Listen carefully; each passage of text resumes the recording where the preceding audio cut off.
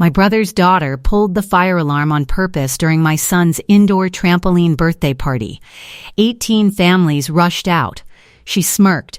"Dad promised me a PS5 if your kid cried." I smiled back and canceled their Aspen ski camp, $18,000 gone. But at 6:12 a.m., my brother opened one email and went dead silent. The fire alarm was mounted on the wall 6 feet from the foam pit, and my niece walked to it the way a child walks to something she has been told to find, with purpose, without hesitation, and with one look over her shoulder to confirm that the adult who sent her was watching. Sailor was 10 years old. She was wearing a jump zone wristband and a ponytail, and the focused expression of a girl completing an assignment. She checked the room once, a quick sweep of the eyes that lasted 2 seconds, the sweep of a child who knows what she is about to do is wrong and needs to confirm that the people who would stop her are not looking. The parents were not looking. The kids were not looking. Kobe was on the main trampoline with 6 friends, wearing a paper birthday crown with blue glitter that the park staff had placed on his head 12 minutes ago when the party started, and he was bouncing with the unguarded joy of an 8-year-old boy who has been counting the days to this party since the invitations went out 3 weeks ago. Sailor pulled the alarm. The sound was immediate and everywhere, the kind of sound that does not build but arrives complete, a high-pitched continuous tone that filled the 12,000-square-foot facility the way water fills a room when the walls break. The strobe started, the emergency lights activated, and 18 families, 43 children and 31 adults, moved toward the exits with the speed and disorder of people who do not know if the emergency is real, but know they cannot afford to find out.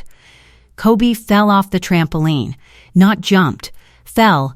The alarm startled him mid-bounce, and his landing was off-center, and his left knee hit the frame pad, and he went down on the mat with his crown sliding off his head and his hands over his ears and his face doing the thing that an 8-year-old's face does when the loudest sound he has ever heard replaces the birthday song he was expecting. The crown landed on the mat. A parent running past stepped on it. The boot print went through the glitter and bent the cardboard at the center. And the crown that had been on my son's head for 12 minutes was now on the floor of a trampoline park being evacuated because my niece had pulled a fire alarm on instructions from her father. The parking lot was chaos, parents holding children, staff counting wristbands, 2 fire trucks arriving 4 minutes after the alarm, lights and sirens. The full response to a commercial fire alarm activation in Hennepin County. The firefighters entered the building, swept the facility, found no fire, no smoke, no emergency. The alarm was reset at 2:51 p.m. The party was over. 18 families loaded their children into cars without waiting for cake or presents or the thank you bags I had assembled at my kitchen table the night before with Kobe, who had put a glow stick and a bag of gummy bears into each one and written every guest's name on the bag in his own handwriting, because he is 8, and writing names is still a project, and the project was important to him. I was standing in the parking lot with Kobe next to me when Sailor walked out of the building with the expression a child wears when the assignment has been completed and the grade has not yet been given. She looked at Kobe. She looked at his face, which was red from crying and from the knee he had hit on the frame pad and from the sound that was still ringing in his ears. And she smirked. "Dad promised me a PS5 if your kid cried." The sentence arrived the way sentences arrive when a child is repeating a script she has been given by an adult, clearly, without emotion, and with the rhythmic confidence of someone reciting something they have memorized rather than something they understand. Sailor did not understand what a PS5 costs, or what a birthday means to an 8-year-old, or what a fire alarm does to a building full of families. She understood that her father had offered her something she wanted in exchange for something she could do, and she had done it, and now she was reporting the transaction the way a child reports a completed chore. My brother Gage was leaning against his car at the far end of the parking lot. He had not rushed out with the other parents, he had walked out. The walk of a man who knows the alarm is not real, because the alarm was his idea. He was watching from 60 feet away with his arms crossed and his phone in his hand, and the expression of a 31-year-old financial advisor who had just used his 10-year-old daughter to destroy his nephew's 8th birthday party because his sister had refused to co-sign a boat loan. My mother Luann was next to him. She had her arm around Sailor. She was smiling, not laughing. Smiling, the closed, knowing smile of a 62-year-old woman who had watched her granddaughter pull a fire alarm and had chosen the granddaughter over the grandson, the way she had been choosing her son over her daughter for 34 years. Gage walked toward me. 4 remaining parents were still in the lot, loading kids into cars, watching the conversation from windshields and open doors. Gage did not lower his voice. You spend $2,000 on a bouncy house party for a kid who does not have a father, and then you cry when a 10-year-old pulls a handle. Maybe if you spent less time playing receptionist at the dog clinic and more time building a real life, your kid would not need a trampoline to feel special. Bouncy house, dog clinic, does not have a father. Need a trampoline to feel special. 4 targets in 3 sentences, each one aimed at a part of my life that Gage has spent 31 years deciding is less than his: my income, my profession, my son's family structure, and my son's right to enjoy his birthday. The sentence was delivered in a parking lot, in front of parents I would see at school pickup for the next 3 years. And the volume was the volume of a man who wants witnesses, because witnesses make the humiliation permanent. I did not yell. I did not cry. I looked at Gage, and I looked at Luann, and I looked at Sailor, who was standing behind her grandmother with the smirk fading, because children's smirks fade when the silence that follows them is longer than the sentence that earned them. And I smiled. Not the smile of a woman who has been defeated. The smile of a woman who manages documentation for a living and has just been given the most important document of the year. I took Kobe's hand. I walked to my car. I opened the door. I buckled my son into the back seat. I closed the door. Then I walked back to the trampoline park entrance where the staff were resetting the facility. And I asked the young woman at the front desk one question. Is your general manager available? Nestor is in the office. I can get him. Please, welcome to Family Secret Tales, where the person who does not yell in the parking lot is the person who sends the email at 5:47 a.m. If your family has ever bribed a child to destroy your child's birthday party, subscribe now, because I smiled back at my brother. And the smile was not forgiveness, it was a plan. My name is Willa Embry. I am 34 years old. I am the office manager at North Loop Veterinary Hospital in Minneapolis, Minnesota. I manage billing, vendor invoices, scheduling, insurance claims, payroll processing, and supply chain coordination for a practice that sees 90 animals a week and employs 12 people. My salary is $62,000 a year. My family calls my job working at the dog place, as if the dogs manage themselves, and the woman who keeps the clinic running is just sitting in a room, waiting for them to arrive. My brother Gage is 31. He is a financial advisor at Lakeside Wealth Management.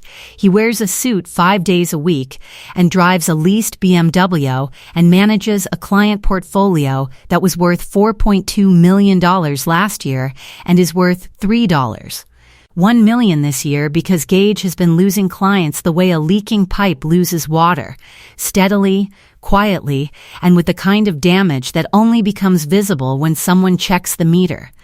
His income dropped from $124,000 to $89,000 this year.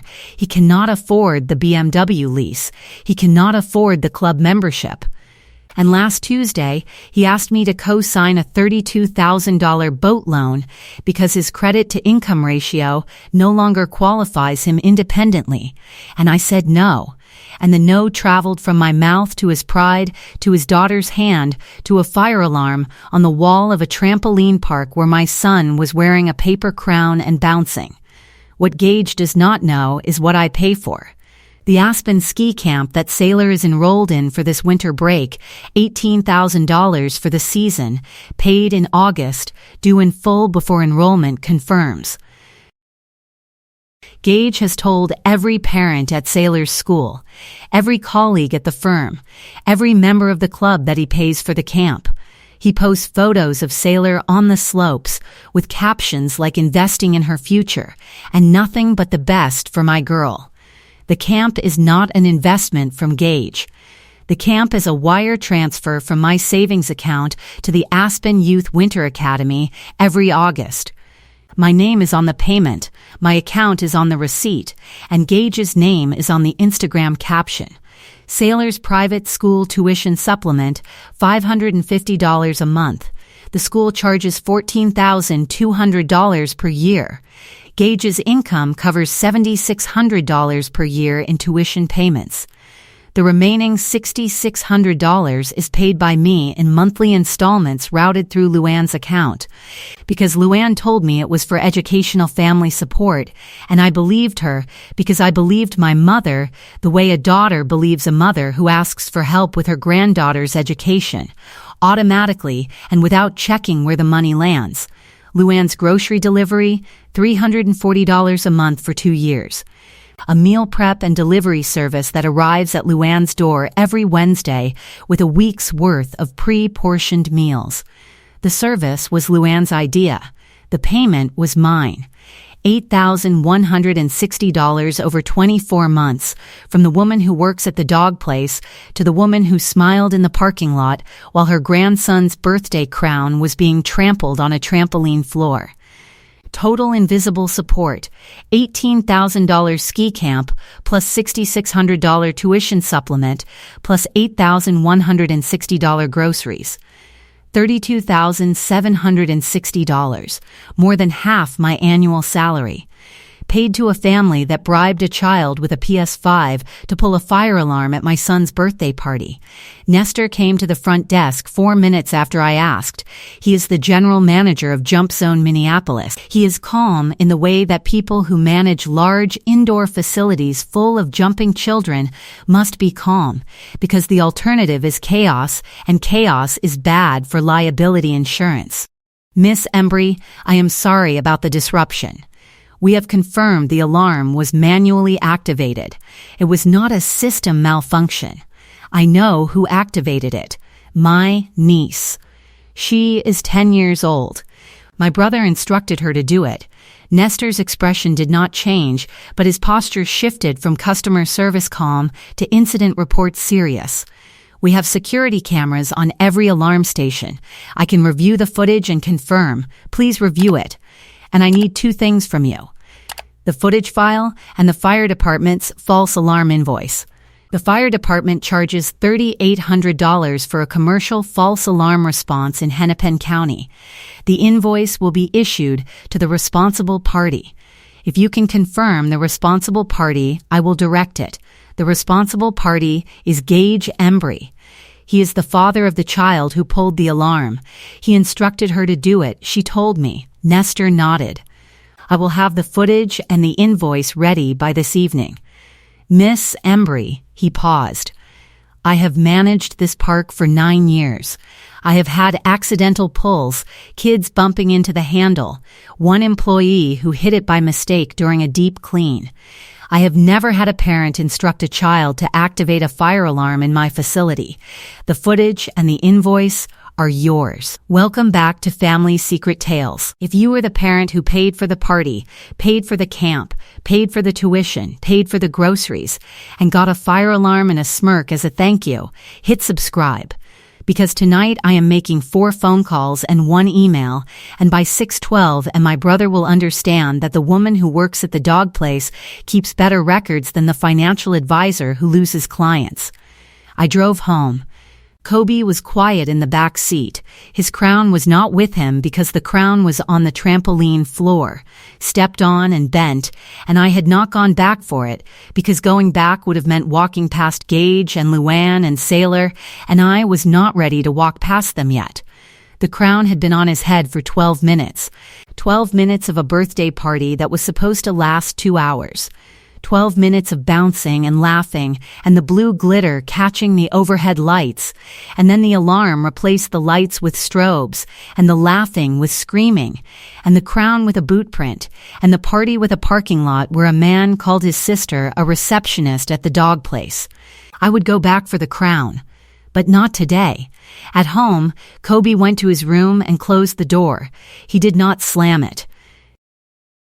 He closed it with the careful click of a boy who wants to be alone and does not want the being alone to be loud enough for his mother to hear because he does not want his mother to worry about him on the same day she was, already worrying about the party and the alarm and the parking lot, and the sentence about the father he does not have.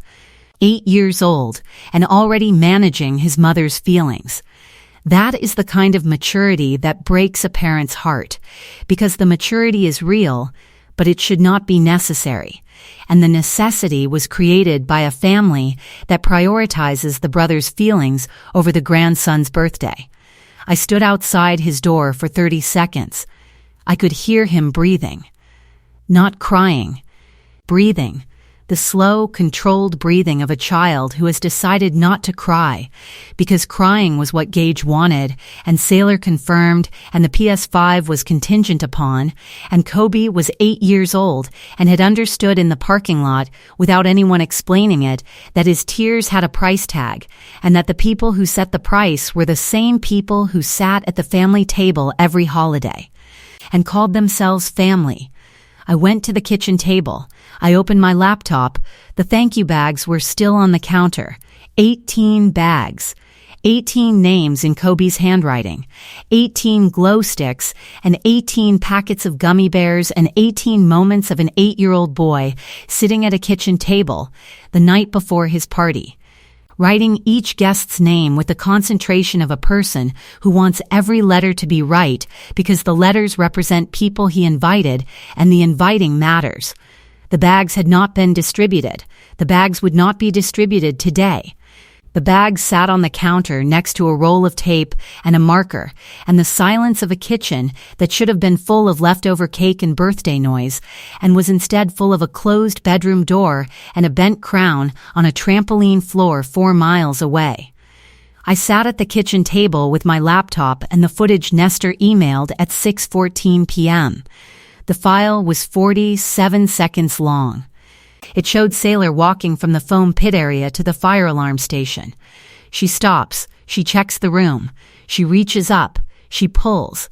The alarm activates. The timestamp reads 2:34:07 p.m. The footage was clear, high angle, and showed her face, her hand, and the 2-second room check that proved she knew what she was doing and chose to do it because an adult she trusted had told her to. I almost closed the laptop after watching the footage. The video was enough. Sailor on camera, hand on the alarm, face visible, assignment completed. That was enough for a police report, and enough for a false alarm invoice, and enough for the conversation I would have with Gage when the conversation was ready. But the $32,760 stopped me. The ski camp, the tuition, the groceries, the money I had been sending to a family that used my son's birthday party as a punishment for saying no to a boat loan. The footage was the match. The $32,760 was the fuel, and the email I was about to write was the fire, except this fire would have a compliance number and a FINRA citation, and it would burn at a temperature that a financial advisor cannot survive. I made 4 moves. First, I canceled the Aspen ski camp. The cancellation form was online. I logged in with the parent account I had created when I enrolled Sailor this past August. The system asked for a reason. I typed, family circumstances. The system confirmed the cancellation and the refund, $18,000 to the Visa card ending in 7702. Willa Embry's card. The confirmation email was sent to both the payer and the parent contact. Gage would receive a cancellation confirmation for a camp he had told everyone he paid for, sent to an email address he monitors, showing a refund to a credit card that was not his. The confirmation would arrive in his inbox like a receipt for a lie. Second, I canceled the tuition supplement. I called the school's billing office Monday morning and removed the automatic payment of $550 per month from Luann's routing account. The next tuition installment would be short by $550. The school would contact Gage. Gage would learn for the first time that $550 of his daughter's monthly tuition had been arriving from a veterinary hospital office manager's checking account through his mother's routing number. Third, I canceled Luann's grocery delivery. The meal prep service had my card on file. I removed it. The next Wednesday delivery would not arrive. Luann would call the service and learn that the payment method had been removed by the cardholder, and the cardholder was her daughter, and the daughter was the woman whose son's birthday party Luann had watched collapse while smiling in a parking lot. Fourth, I filed a police report with Minneapolis PD for filing a false fire alarm. Minnesota Statute 609.685 makes it a misdemeanor to intentionally activate a fire alarm knowing no emergency exists. The report named Saylor as the activator and Gage Embry as the directing adult. Evidence, jump zone security footage, time-stamped. The officer assigned a case number. I almost stopped after the 4 moves. The camp was canceled. The tuition was cut. The groceries were gone. The police report was filed, but the Crown stopped me. It was still on the trampoline floor. I had left it there Saturday afternoon because I could not walk past my brother to get it. Tomorrow I would go back. Nestor would let me in. I would find the crown and pick it up and bring it home and put it on the shelf next to the thank you bags that Kobe had filled with glow sticks and gummy bears and names written in his own handwriting.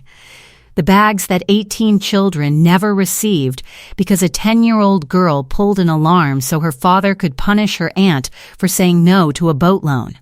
The crown deserved to come home, but the crown could wait one more day. The email could not. Sunday night. 11:40 p.m., my kitchen table. I drafted the email. It was addressed to the compliance department at Lakeside Wealth Management. The subject line was, Character and Integrity Concern, Gage Embry, Financial Advisor. The email contained 4 attachments: the jump zone security footage showing a minor activating a fire alarm, a written statement from Saylor, the $3,800 false alarm invoice from Hennepin County Fire Department addressed to Gage Embry, and the Aspen ski camp payment records showing the $18,000 enrollment paid from Willa Embry's account for a camp Gage publicly claimed to fund. The email body was 4 sentences. I am writing to report a character and conduct concern regarding Gage Embry, a financial advisor at your firm. On Saturday, Mr. Embry directed his 10-year-old daughter to activate a false fire alarm at a commercial facility, causing the evacuation of 43 children and 31 adults and a $3,800 fire department response. Mr. Embry has also publicly misrepresented the funding source of his daughter's Aspen ski camp in social media posts visible to clients. Attached are the security footage, the fire department invoice, and the payment records. FINRA Rule 2010 requires financial advisors to observe high standards of commercial honor and just and equitable principles of trade.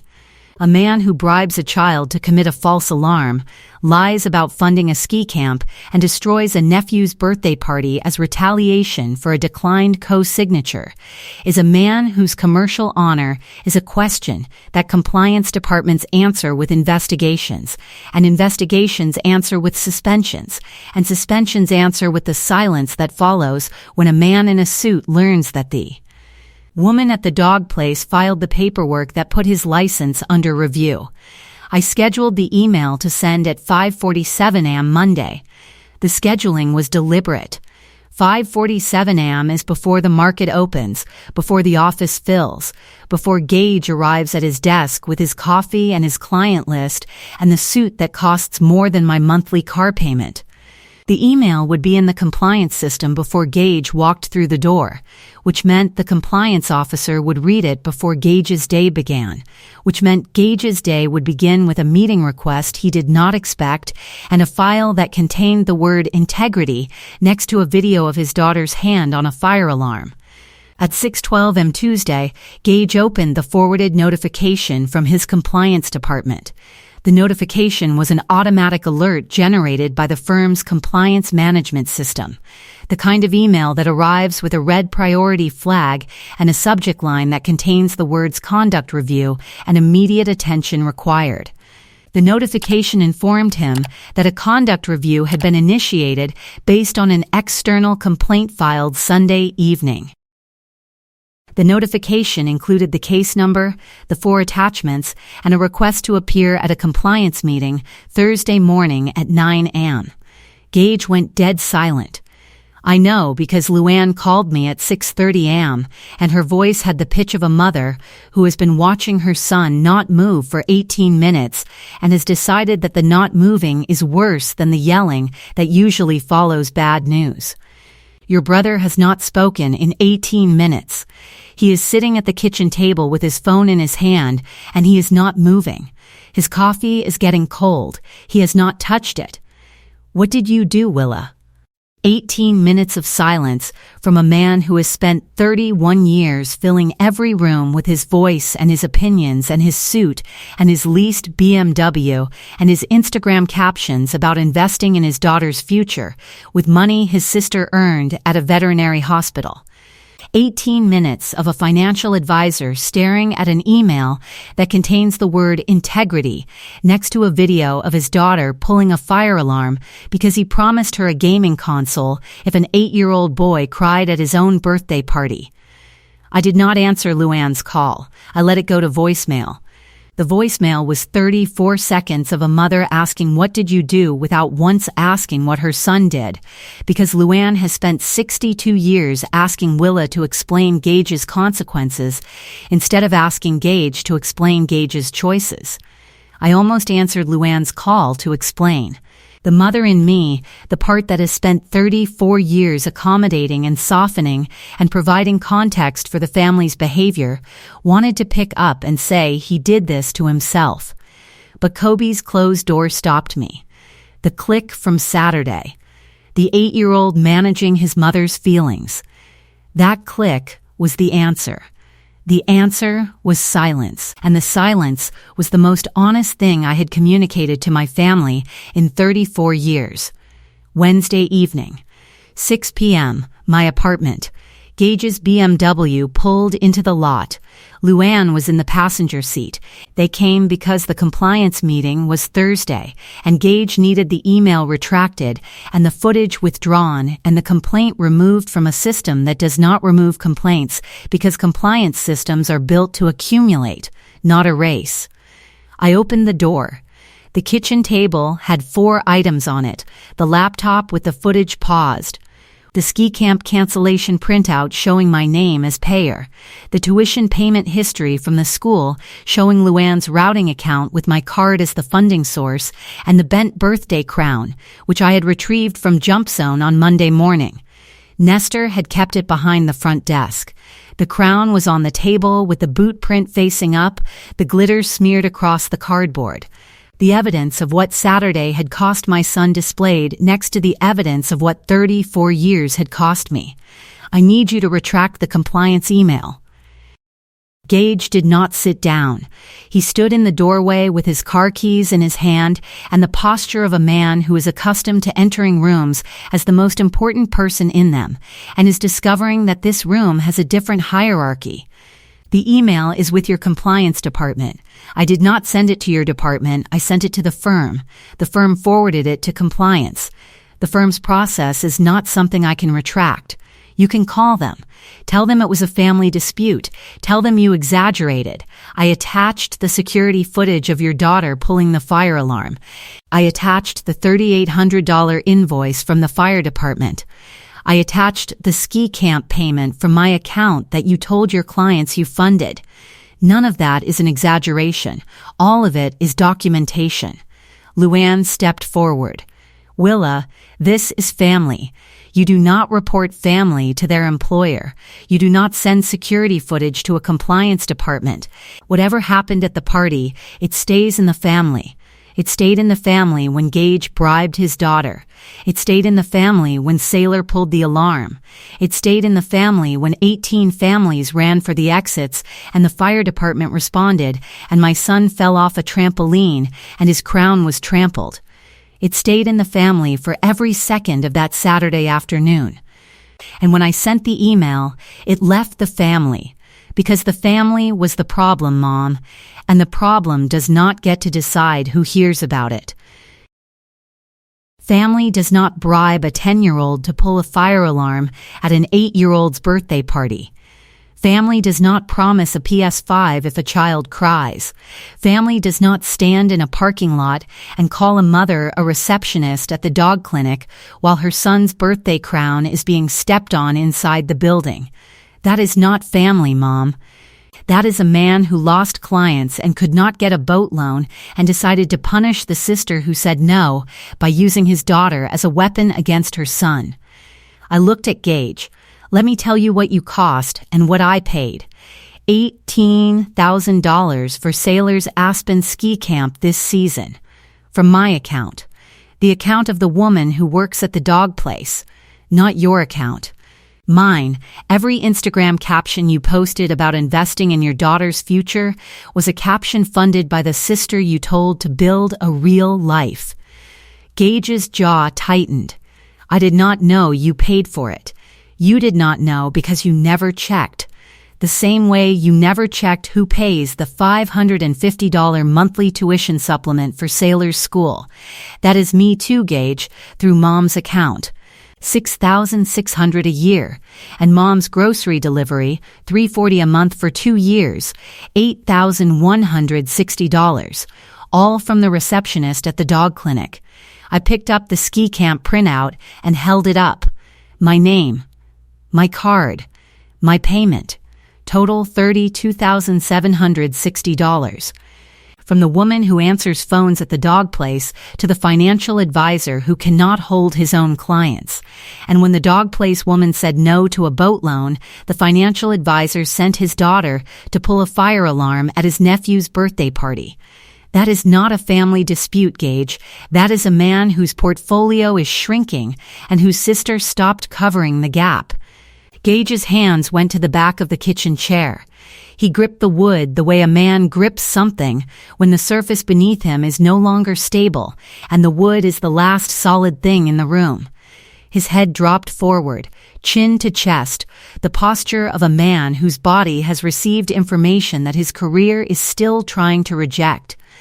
The compliance meeting was Thursday morning at 9. The footage was in the file. The ski camp payments were in the file. The false alarm invoice was in the file. And the word integrity was in the file next to his name, printed in the same font the firm uses for all compliance documents.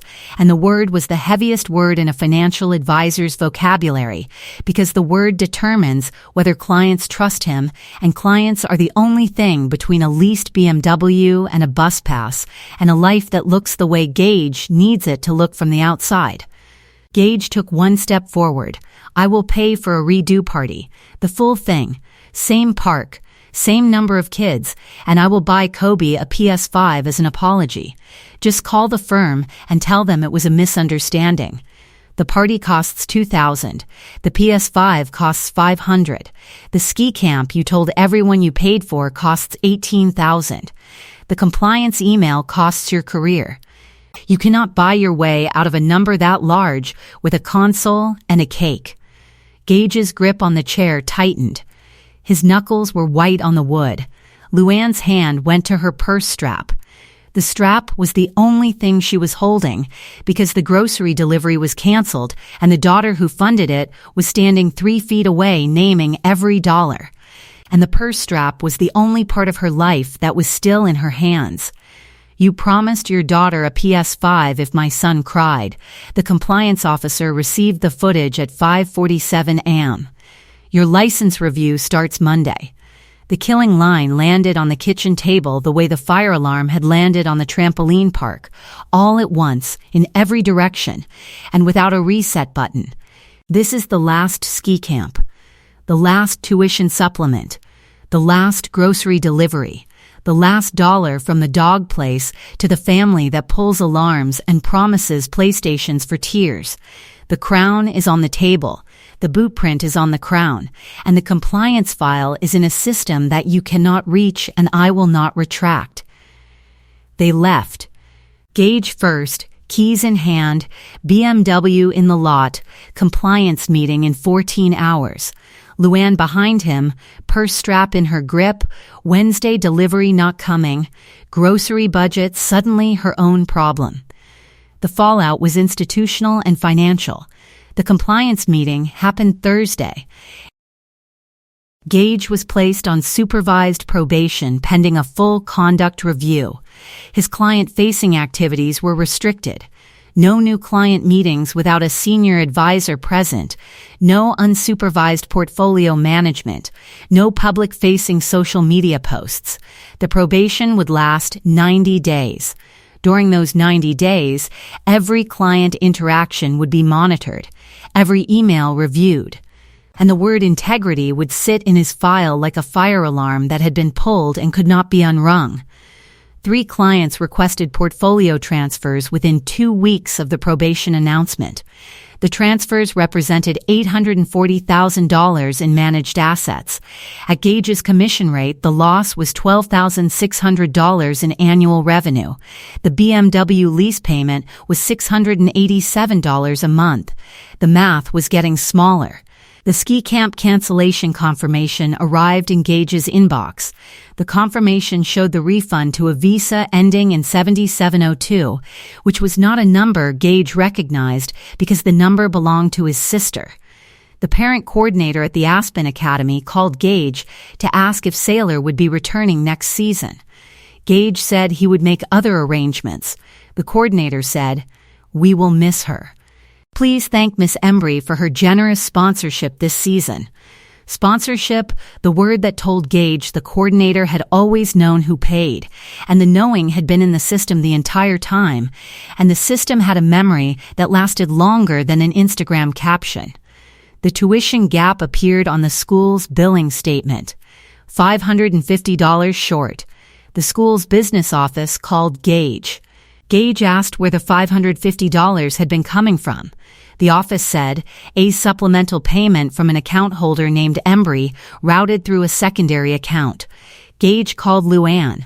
Luann did not answer. The $550 was now Gage's problem, and the problem arrived on top of the BMW lease and the reduced commission and the compliance probation and the fire department invoice for $3. $800 that Nestor had mailed to his home address. Luann's grocery delivery did not arrive Wednesday. She called the service. The service said the payment card had been removed. Luann called me. I did not answer. She left a voicemail. "You are punishing your mother over a birthday party." I saved the voicemail. The voicemail reduced a fire alarm and a bribed child and a trampled crown and $32. $760 in invisible support to a birthday party, and the reduction was the voicemail's confession. And the confession was saved in the same phone that held the security footage and the compliance email and the photograph of a bent paper crown with a boot print across the glitter. Saturday afternoon, 2 p.m. Jump Zone Trampoline Park. Nestor had donated the rebooking. He called me Monday and said, "The false alarm was not your fault or your son's. The park would like to host the party again at no charge. Same package, same time slot. I will staff it personally." Nestor is the kind of manager who understands that a business's reputation is built on the experiences it creates, and the experience his park had created last Saturday was not one he was willing to let stand as the final chapter. I sent new invitations Tuesday. Kobe's birthday, take 2. Same guest list, 18 families. Every single one responded yes. Not because they felt sorry for Kobe, though some of them did. Because they had watched a birthday party get destroyed by a fire alarm and a smirking 10-year-old and a grandmother who smiled, and they wanted to be in the room when the party was rebuilt. Because rebuilding is the kind of event that people show up for when the destruction was public enough to remember. Kobe walked into Jump Zone at 1:55 p.m. wearing a new crown. Blue glitter. Unbent, the park staff had made it fresh that morning, with his name written on the front in gold marker, Kobe. He looked at the trampolines. He looked at the foam pit where Sailor had started her walk 1 week ago. He looked at the alarm station on the wall, which now had a clear plastic cover installed over the handle.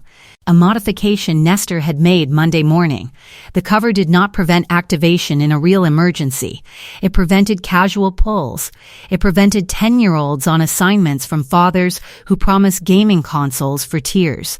Kobe climbed onto the main trampoline. He adjusted his crown with both hands. He bounced once. The crown stayed on. He bounced again. The crown stayed on. He bounced a third time, and the crown slipped, and he caught it with one hand and put it back on his head and kept bouncing. And the catching was the part that mattered, because last Saturday the crown had fallen and nobody caught it, and this Saturday the crown fell and the boy caught it himself. And the difference between a crown that falls and is trampled and a crown that falls and is caught is the difference between a party that is destroyed and a party that is lived. I sat on the parent bench with the old crown in my lap, bent, boot printed, glitter smeared. I had brought it because the old crown was not trash. The old crown was the record. The old crown was the cost of saying no to a boat loan, and the cost of having a brother who measures love in co-signatures, and the cost of having a mother who smiles when the wrong grandchild is crying. The old crown was Saturday. The new crown was today. And the woman sitting on the bench holding the old one while watching her son bounce in the new one was not the receptionist at the dog place. She was the office manager at North Loop Veterinary Hospital, and she managed 12 employees and 90 animals a week and a budget and a schedule and a supply chain, and she had managed the destruction of her son's birthday party the same way she managed everything. With documentation, with precision, and with the understanding that the person who keeps the records is the person who decides what the records say. Kobe bounced. The crown stayed. 43 children were jumping and 18 families were watching, and the trampoline park was full again, and the alarm was covered, and the cake was in the party room, and the glow sticks were in the thank you bags, and the names were written in an 8-year-old's handwriting, and the birthday that was stolen had been returned, and the returning was louder than the alarm and quieter than the smirk, and worth more than a PS5 and a boat loan and a BMW lease and an Instagram caption, and every dollar Gage had ever claimed to spend on a family he was actually borrowing from. Welcome back to Family Secret Tales. If this story reminded you that the person who plans the party and pays the camp and fills the thank you bags is the last person you should give a reason to send an email, share it tonight. Hit subscribe, drop a comment, and tell me, has anyone ever destroyed your child's happiest day and called it a lesson? I will see you in the next one.